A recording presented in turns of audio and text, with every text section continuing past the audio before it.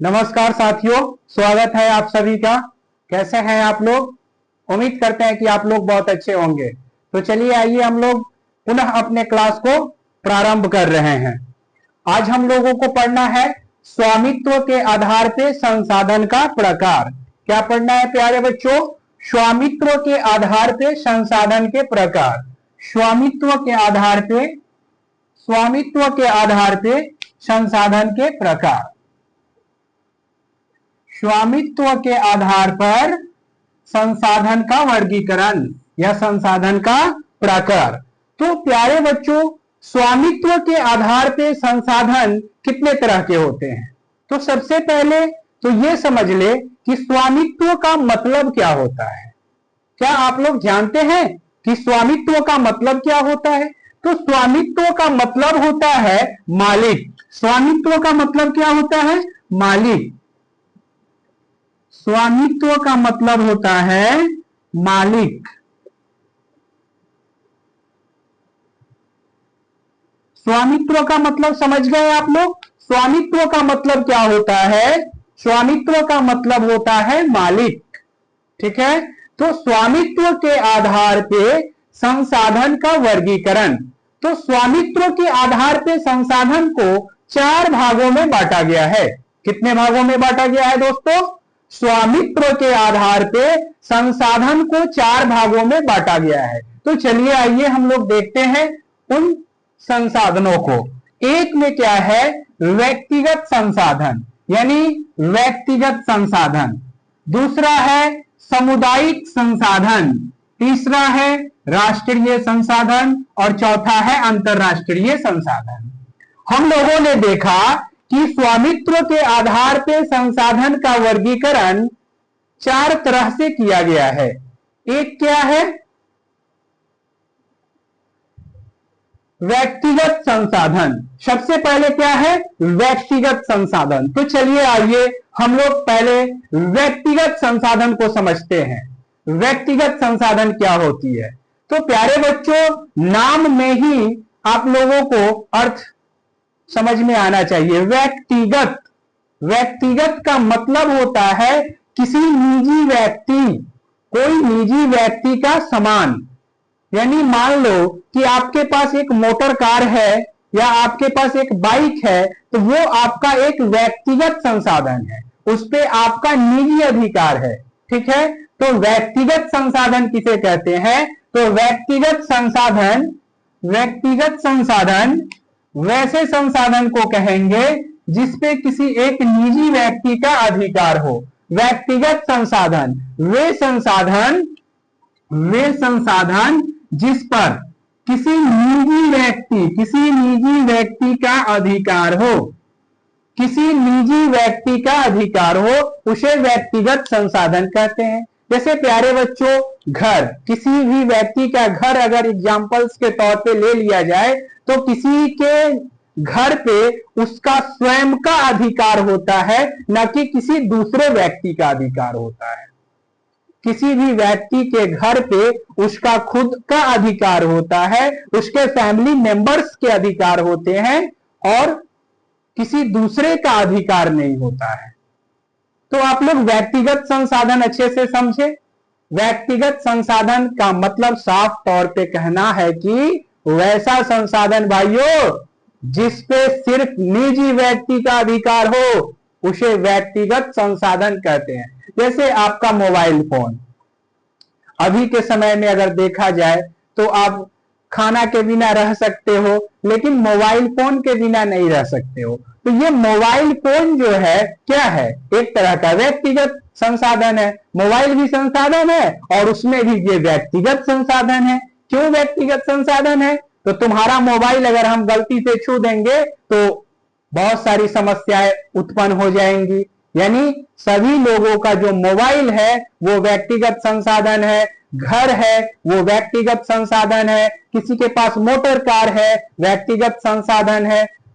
भूखंड यानी किसी जमीन का टुकड़ा, भूखंड कहने का मतलब है कि जमीन का टुकड़ा, तो ये व्यक्तिगत संसाधन है।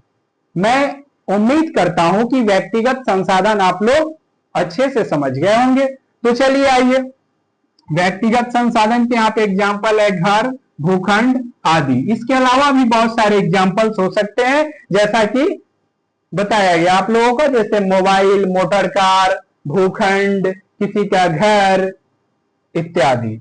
अब आ जाते हैं हम लोग 2 नंबर पे। 1 नंबर तो हम लोग समझ लिए व्यक्तिगत संसाधन, अब हम लोग आते हैं 2 नंबर पे। तो प्यारे साथियों ध्यान से समझिएगा कि सामुदायिक संसाधन। अब सामुदायिक संसाधन कहने का क्या मतलब है? समुदाय। तो समुदाय का मतलब क्या होता है? समुदाय बनने के लिए हमेशा एक से ज्यादा लोगों की आवश्यकता होती है, यानी जिसमें पूरे समुदाय का अधिकार हो उसे सामुदायिक संसाधन कहते हैं। समुदाय कहे या समाज कहे या सोसाइटी कहे, ठीक है। जैसे मान लीजिए कि यहाँ पे क्या है, 20 लोग बैठे हुए हैं, तो वो सारे के सारे एक समुदाय में है। उन सभी लोगों का किसी संसाधन पे अधिकार एक सामुदायिक संसाधन कहलाता है, जैसे मंदिर, मस्जिद, सरकारी विद्यालय, बाजार इत्यादि। अब बताइए कि मंदिर पे किसी एक व्यक्ति का अधिकार होता है क्या? मंदिर में किसी एक व्यक्ति को देखे हैं पूजा करते हुए? नहीं। तो मंदिर में अनेकों व्यक्ति पूजा करते हैं, समाज के सभी लोग पूजा करते हैं, समाज से बाहर के लोग भी पूजा करते हैं। तो ऐसे संसाधन को हम लोग सामुदायिक संसाधन कहेंगे। क्या कहेंगे? सामुदायिक संसाधन कहेंगे। तो आइए सामुदायिक संसाधन का परिभाषा हम लोग लिख ले। तो सामुदायिक संसाधन वे संसाधन है जिसका स्वामित्व यानी मालिक पूरे समुदाय या समाज के पास होता है। यानी सामुदायिक संसाधन वैसी संसाधन को कहेंगे जिसका स्वामित्व यानी मालिक, स्वामित्व का मतलब क्या होता है? मालिक, जिसका मालिक पूरे समाज हो, वैसे संसाधन को क्या कहेंगे? सामुदायिक संसाधन कहेंगे। जैसे मंदिर, खेल का मैदान, नदियां, झील इत्यादि, ये सभी के सभी प्यारे साथियों सामुदायिक संसाधन है। सामुदायिक संसाधन समझ गए? तो अब आ जाते हैं हम लोग सामुदायिक संसाधन की विशेषता। और सामुदायिक संसाधन की विशेषता क्या है? तो प्यारे साथियों सामुदायिक संसाधन की विशेषता है कि इन संसाधनों पे किसी निजी व्यक्ति का अधिकार नहीं हो। यानी सामुदायिक संसाधन को कहे कि ये संसाधन मेरा है तो ये नहीं हो सकता है। सामुदायिक संसाधन पूरे समुदाय के लोगों के लिए बना है, वो किसी एक निजी पर्सन के लिए नहीं बना है। तो कहा गया है कि इन संसाधनों का यानी सामुदायिक संसाधनों पर किसी निजी व्यक्ति का अधिकार नहीं हो। क्या हो? किसी निजी व्यक्ति का अधिकार नहीं होता है। ऐसे संसाधन को सामुदायिक संसाधन कहते हैं। इन संसाधनों का लाभ समाज के सभी लोगों को एक साथ मिलता है। यानी सामुदायिक संसाधन जो होते हैं, सामुदायिक संसाधन का लाभ समाज के सभी वर्गों को निश्चित रूप से मिलता है। हम सामुदायिक संसाधन से समाज के किसी निम्न वर्गीय आदमी को भी वंचित नहीं कर सकते हैं। अगर हम सामुदायिक संसाधन से किसी वर्ग को वंचित करते हैं तो ये अपराध माना गया है। इसलिए सामुदायिक संसाधन पे सारे समाज के लोगों का, सभी सोसाइटी के लोगों का अधिकार होता है और सामुदायिक संसाधन का लाभ सभी लोगों को निश्चित रूप से मिलता है। जैसे सरकारी विद्यालय है, तो सरकारी विद्यालय में हम किसी भी वर्ग के लोगों के बच्चों को पढ़ने से नहीं रोक सकते हैं। उसमें समाज के सभी वर्ग के लोगों के बच्चे आसानी से पढ़ सकते हैं। सरकारी अस्पताल है, उसमें समाज के सभी वर्गों के लोग आवश्यकता के अनुसार अपना इलाज करा सकते हैं। तो प्यारे साथियों हम उम्मीद करते हैं कि सामुदायिक संसाधन भी आप लोग बहुत अच्छे से समझे होंगे। तो चलिए अब आ जाते हैं हम लोग तीसरे नंबर पे। सामुदायिक संसाधन आप लोग समझ गए। अब तीसरे नंबर पे क्या है प्यारे साथियों? तो तीसरे नंबर पे है राष्ट्रीय संसाधन। बहुत ही महत्वपूर्ण है, एग्जाम में पूछा जाता है कि राष्ट्रीय संसाधन से आप क्या समझते हैं, उदाहरण सहित समझाएं। तो राष्ट्रीय संसाधन, अब आप लोग नाम से ही कुछ समझ रहे होंगे कि राष्ट्र यानी राष्ट्र का मतलब होता है पूरा देश, हमारी राष्ट्र, हमारी सरकार, यानी वैसा संसाधन जिसपे राष्ट्र का स्वामित्व हो, जिसकी मलिकाना हक राष्ट्र के पास हो, कानूनी हक, कानूनी तौर पे हक सरकार के पास हो, वैसे संसाधन को हम लोग क्या कहेंगे, राष्ट्रीय संसाधन कहेंगे। जैसे आइए हम लोग समझते हैं, वे संसाधन जो देश के सीमा के भीतर मौजूद हो। कहां मौजूद हो प्यारे साथियों, देश के सीमा के भीतर मौजूद हो, यानी हमारे देश के अंदर ही मौजूद हो, एवं इस संसाधनों पर देश की सरकार का कानूनी रूप से अधिकार हो, वैसे संसाधन को राष्ट्रीय संसाधन का दर्जा दिया गया है, या वैसे संसाधन को राष्ट्रीय संसाधन कहते हैं। तो प्यारे साथियों, वन, जल, खनिज, पेट्रोलियम पदार्थ इत्यादि, ये सभी के सभी क्या है, राष्ट्रीय संसाधन के उदाहरण है। जैसे अगर किसी राज्य में जल संकट हो रही है, या किसी राज्य में खनिज का संकट हो रहा है, तो इसका उत्तरदायित्व सीधा का सीधा सवाल सरकार से पूछा जाता है, और इन संसाधनों की प्राप्ति वहां के लोगों के लिए सरकार के द्वारा मुहैया कराया जाता है। तो प्यारे साथियों, राष्ट्रीय संसाधन आप लोगों को अच्छे से समझ में आया होगा। तो राष्ट्रीय संसाधन का कुछ विशेषता है। तो राष्ट्रीय संसाधन का क्या विशेषता हो सकता है कि प्यारे साथियों, राष्ट्रीय संसाधन पे सरकार का कानूनिक रूप से अधिकार हो, राष्ट्रीय संसाधन का हमें संरक्षण करना चाहिए। राष्ट्रीय संसाधन का हमें निश्चित तौर पे क्या करना चाहिए, संरक्षण करना चाहिए, यानी बचाना चाहिए। हमें राष्ट्र की संसाधन को बचाने से क्या होगा कि फ्यूचर में उस संसाधन का आपूर्ति बना रहेगा, और जितनी भी राष्ट्रीय संसाधन है उसका फ्यूचर में आपूर्ति बना रहे, ये बहुत महत्वपूर्ण विषय है आज के पीढ़ियों के लिए। लेकिन हम क्या करते हैं, हम लोग राष्ट्रीय संसाधन को काफी ज्यादा विनाश करते हैं, डिस्ट्रॉयड करते हैं, राष्ट्रीय संसाधन को समझते ही नहीं है, क्योंकि उसका स्वामित्व सामाजिक स्तर पे अच्छे से नहीं किया जाता है। जैसे हम लोग पानी है, वाटर है, अब पानी क्या करना है, बेवजह गर्मी के दिनों में अपने दरवाजे पे नल को ओपन करके पानी पटा रहे हैं, पानी को फ्लड कर रहे हैं।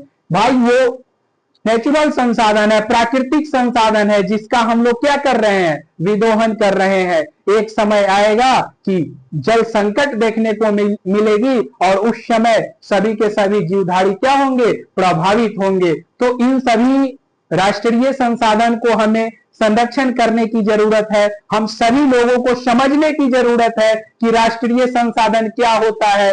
जीरो लेवल पे लोगों को समझने की जरूरत है कि राष्ट्रीय संसाधन को क्या संरक्षित करना चाहिए या नहीं करना चाहिए। और हमेशा ये मन में ध्यान रखना चाहिए कि जितने भी राष्ट्रीय संसाधन हो, उस संसाधन का क्षति बेवजह कभी नहीं पहुंचाए, और अपने समाज के लोगों को प्रेरित करे कि राष्ट्रीय संसाधन को आप लोग भी संरक्षित करें। इससे मेरा संसाधन फ्यूचर के लिए क्या होगा, संरक्षित होगा, और आने वाले फ्यूचर को जब भी राष्ट्रीय संसाधन की आवश्यकता होगी तो उसकी आपूर्ति आसानी से कराई जा सकती है।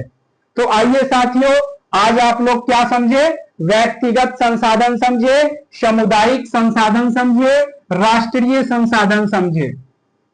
ये संसाधन का वर्गीकरण स्वामित्व के अधिकार पे था, यानी मलिकाना अधिकार पे था। इन संसाधनों का, जितने भी संसाधन का नाम हमने बका, हमने पढ़ा, इन सभी संसाधनों का कोई ना कोई मालिक है। अगर वो राष्ट्रीय संसाधन है तो उसका मालिक राष्ट्र है, यानी हमारी सरकार है। यदि वो व्यक्तिगत संसाधन है तो उसका मालिक कोई निजी व्यक्ति है। यदि वो सामुदायिक संसाधन है तो उसका मालिक एक समुदाय विशेष है। समुदाय में बहुत सारे लोग होते हैं। हमारी समाज की सभी लोग एक तरह का क्या है, समुदाय है। इन सभी संसाधन को हमें क्या करना चाहिए, संरक्षित करना चाहिए। तो प्यारे साथियों, अब है अंतरराष्ट्रीय संसाधन। तो हम लोग अंतरराष्ट्रीय संसाधन को भी समझ लेते हैं। उसके बाद हम लोग इस सेशन को समाप्त करेंगे और फिर हम लोग नेक्स्ट सेशन में मिलेंगे।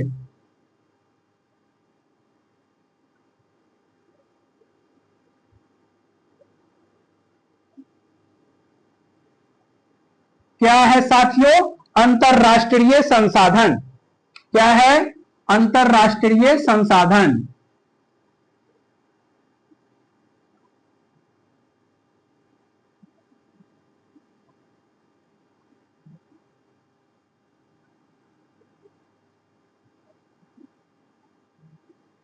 अब प्यारे बच्चों, अगर आप राष्ट्रीय संसाधन समझ गए होंगे ईमानदारी से, तो अंतरराष्ट्रीय संसाधन आपके लिए कोई बड़ी बात नहीं है।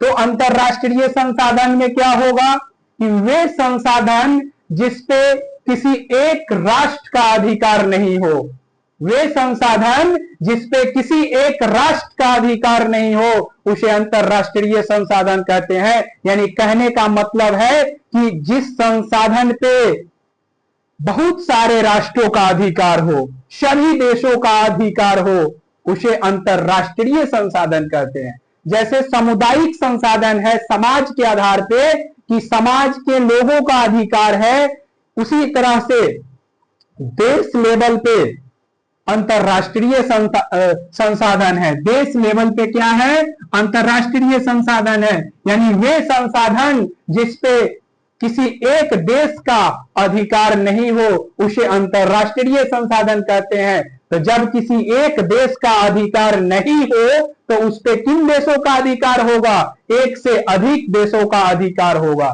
जैसे मान लीजिए कि महासागर में कोई प्राकृतिक वस्तुएं हैं, तो महासागर में एक सीमा निर्धारित होता है कि इतने से इतने तक के सीमा भारत का है, इतने से इतने तक के सीमा नेपाल का है, पाकिस्तान का है, अनदर प्रांत का है। और जो कॉमन बच जाता है उस पे सभी देशों का अधिकार होता है।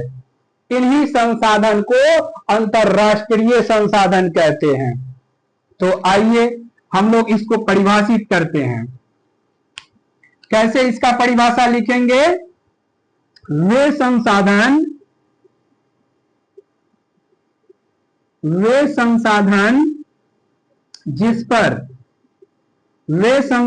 जिस पर किसी एक राष्ट्र का, वे संसाधन जिस पर किसी एक राष्ट्र का अधिकार नहीं हो, अधिकार नहीं हो, उसे अंतरराष्ट्रीय संसाधन कहते हैं।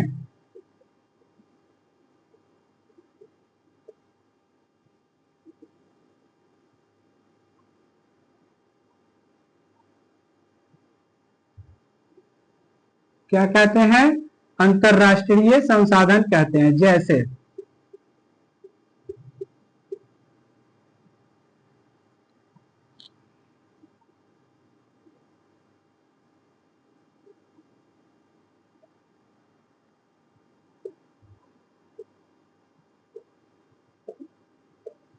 खुले महासागरों में